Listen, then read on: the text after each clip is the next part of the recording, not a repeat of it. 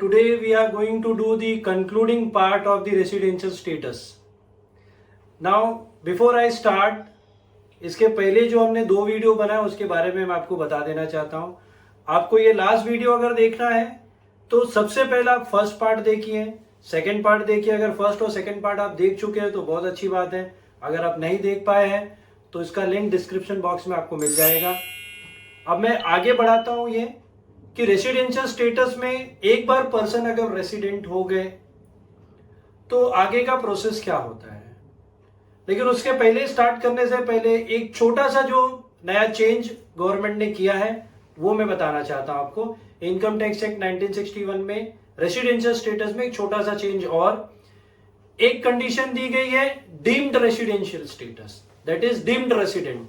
Deemed कहने का मतलब अज्यूम्ड रेसिडेंट.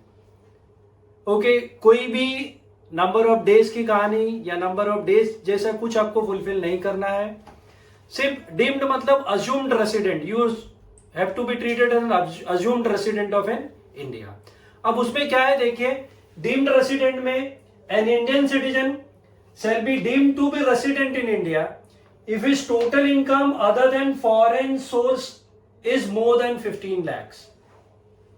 अगर कोई इंडियन सिटीजन है जिसकी Indian income, that means foreign source की इनकम छोड़ के अगर उसकी इनकम 15 लाख के ऊपर जा रही है तो वो पर्सन को डीम्ड रेसिडेंट बोला जाएगा. उसके लिए आपको कोई भी नंबर ऑफ डेज की काउंटिंग नहीं होती है. ओके, तो पर्सन को अज्यूम्ड रेसिडेंट कह दिया जाएगा इंडिया का. और एक बार अगर पर्सन रेसिडेंट हो गए तो हमको चेक करना पड़ता है कि वो ऑर्डिनरी रेसिडेंट है कि नॉन ऑर्डिनरी रेसिडेंट है. अब कंडीशन आप दो तरीके से चेक कर सकते हो. या तो आप डायरेक्टली पता करिए ऑर्डिनरी रेसिडेंट का कंडीशन, या तो आप पता करिए नॉन ऑर्डिनरी रेसिडेंट का कंडीशन. तो मैं आपको थोड़ा सा सरल तरीके से लेके जाता हूं.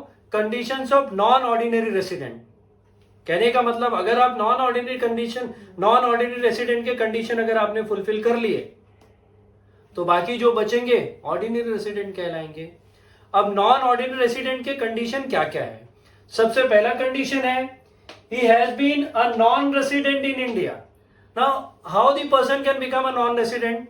जिसके पहले के वीडियो में जो हमने देखे थे, अगर वो 182 डेज 365 डेज वाली कंडीशन अगर वो फुलफिल नहीं कर पाएंगे तो नॉन रेसिडेंट कहलाएंगे. इफ a person has been a non-resident in India for at least 9 out of 10 immediately preceding previous year. कहने का मतलब पिछले 10 सालों में से अगर वो पर्सन 9 साल में नॉन रेसिडेंट है और he has been in India for a period of 729 days or less during the 7 immediately preceding previous year.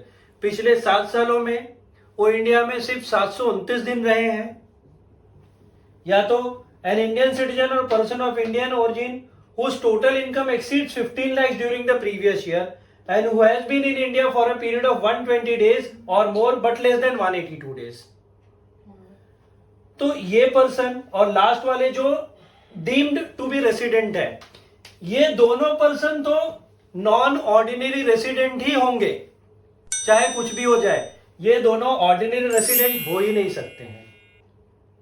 कौन कौन से ऑर्डिनरी रेसिडेंट नहीं हो सकते. एक जो हमने सेकेंड वीडियो में हमने देखा था कि जो एक्सेप्शन थे, वो एक्सेप्शन में जो इंडियन सिटीजन है या तो पर्सन ऑफ इंडियन ओरिजिन है जिसकी इनकम 15 लाख के ऊपर है और इंडिया में 120 डेज रह रहे प्रीवियस ईयर में बट लेस देन 182 डेज, वो पर्सन. और दूसरे डीम्ड रेसिडेंट जो हमने यहां पे देखा. तो ये दोनों person always non ordinary resident ही रहेंगे, ये ऑर्डिनरी रेसिडेंट नहीं हो सकते हैं. इसके अलावा जो भी पर्सन है अगर वो पिछले 10 सालों में इंडिया में 9 साल में नॉन रेसिडेंट है तो वो कहलाएंगे नॉन ऑर्डिनरी रेसिडेंट. या तो पिछले 7 सालों में इंडिया में 729 दिन से कम है तो वो कहलाएंगे आपके नॉन ऑर्डिनरी रेसिडेंट. इसके अलावा जो भी बचेंगे वो सब कहलाएंगे आपके ऑर्डिनरी रेसिडेंट. मैं इसमें ही आपको समझाता हूं. देखिए, कहने का मतलब अगर मैं ऐसा बोलता हूं, इसका रिवर्स सोचिए. अगर कोई भी पर्सन पिछले 10 सालों में से एटलीस्ट इंडिया में 2 साल रेसिडेंट कहलाया, 2 साल इंडिया में रेसिडेंट हो गया, तो ये कंडीशन आउट हो जाएगी। कहने का मतलब वो किस में आ जाएगा, आपके ऑर्डिनरी रेसिडेंट के क्राइटेरिया में।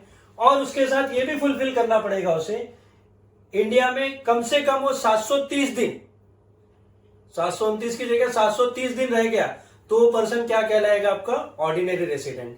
मैं फिर से आपको बताना चाहता हूं, ये दोनों पर्सन, क्योंकि ये नई चीज है जिसपे हमें ध्यान देना है कि ये दोनों हमेशा के हमेशा ही क्या कहलाएंगे, नॉन ऑर्डिनरी रेसिडेंट। ये ऑर्डिनरी रेसिडेंट हो ही नहीं सकते हैं। तो यहां पे जाके हमारा ये टॉपिक जो है रेसिडेंशियल स्टेटस खत्म हो जाता है। लेकिन एक बार मैं जस्ट आपको रिकैप कर देना चाहता हूं, पहले वीडियो से लेके अभी तक हमने क्या किया है, एक छोटे से 2 मिनट में। An individual can become a resident. Resident के कुछ बेसिक कंडीशन है और कुछ उसके एक्सेप्शंस है। बेसिक कंडीशन मैंने फर्स्ट वीडियो में दिया हूं, उससे रिलेटेड एक्सेप्शन सेकेंड वीडियो में मिल जाएगा आपको। और फिर एक बार पर्सन अगर रेसिडेंट हो गए तो उसके बाद का क्या प्रोसीजर है, वो या तो ऑर्डिनरी रेसिडेंट हो सकते हैं या तो नॉन ऑर्डिनरी रेसिडेंट हो सकते हैं, जो कि मैंने अभी तीसरे वीडियो में डिस्कस किया। ओके दोस्तों, तो ये हमारा जाके ये रेसिडेंशियल स्टेटस का पार्ट खत्म होता है। अगर आपको वीडियो अच्छा लगा है तो लाइक करिए, सब्सक्राइब करिए, please subscribe to my channel. जय हिंद।